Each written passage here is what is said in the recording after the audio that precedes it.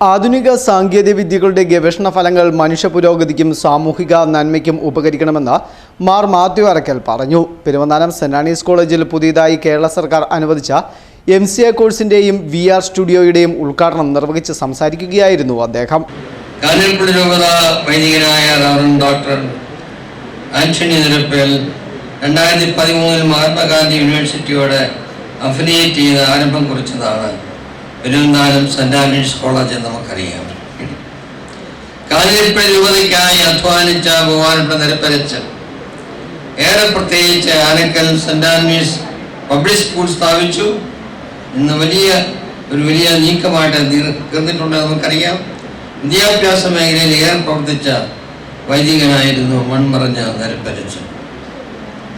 ഇന്ന് നമ്മുടെ saint Annie's കോളേജിനെ നയിക്കുന്ന ചെയർമാൻ ശ്രീ ബെന്നി തോമസ് ആണ്.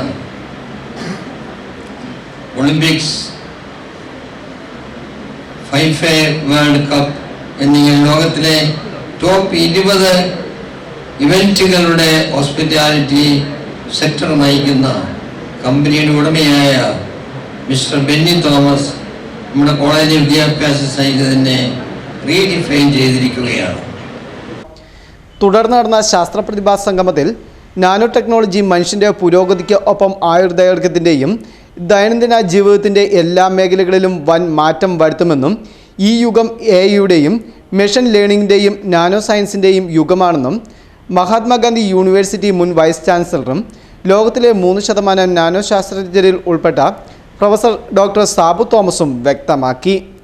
ബഹിരാകാശ മേഖലയിലെ നമ്മുടെ ഓരോ പഠനങ്ങളും ലോകത്തിന് തന്നെ മാതൃകയാണെന്നും അവ നമ്മുടെ സ്വയരക്ഷയ്ക്ക് ഒപ്പം മനുഷ്യ പുരോഗതിയാണ് ലക്ഷ്യമിടുന്നതെന്നും VSC മുൻ അസോസിയേറ്റ് പ്രൊഫസറും SDSC പ്രൊഫസറുമായ ഡോക്ടർ V അശോക് അഭിപ്രായപ്പെട്ടു. ബഹിരാകാശ ഗവേഷണ രംഗത്ത് നാം ഒരു വൻ ശക്തിയായി വളരുകയാണെന്നും അദ്ദേഹം വ്യക്തമാക്കി.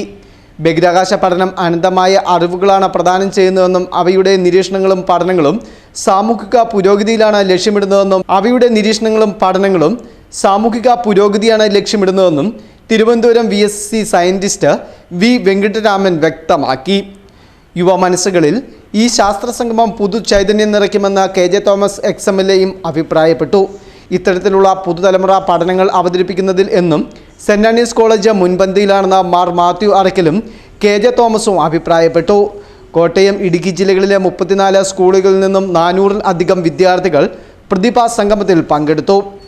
College principal doctor Antony Joseph Kallampally സ്വാഗതം ആശംസിച്ച സമ്മേളനത്തിൽ കോളേജ് ചെയർമാനും സ്പാഗോ ഇന്റർനാഷണൽ CEOയുമായ ബെന്നി തോമസ് ആമുഖ പ്രഭാഷണം നടത്തി. KJ തോമസ് XMLA മുഖ്യപ്രഭാഷണവും നടത്തി. കമ്പ്യൂട്ടർ വിഭാഗം മേധാവി ജിൻഡുമോൾ ജോൺ കൃതജ്ഞതയും അർപ്പിച്ചു. College secretary Tijomon Jacob, vice പ്രിൻസിപ്പൽമാരായ സുവർണ രാജു, രതീഷ് PR, ജോസ് ആന്റണി, P അനുരാഗ തുടങ്ങിയവർ സംസാരിച്ചു.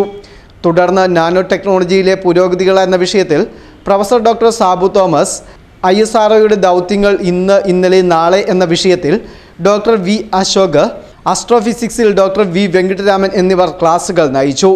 പങ്കെടുത്ത വിദ്യാർത്ഥികൾക്ക് സർട്ടിഫിക്കറ്റുകളും വിതരണം ചെയ്തു. Fest news, Mundakayam.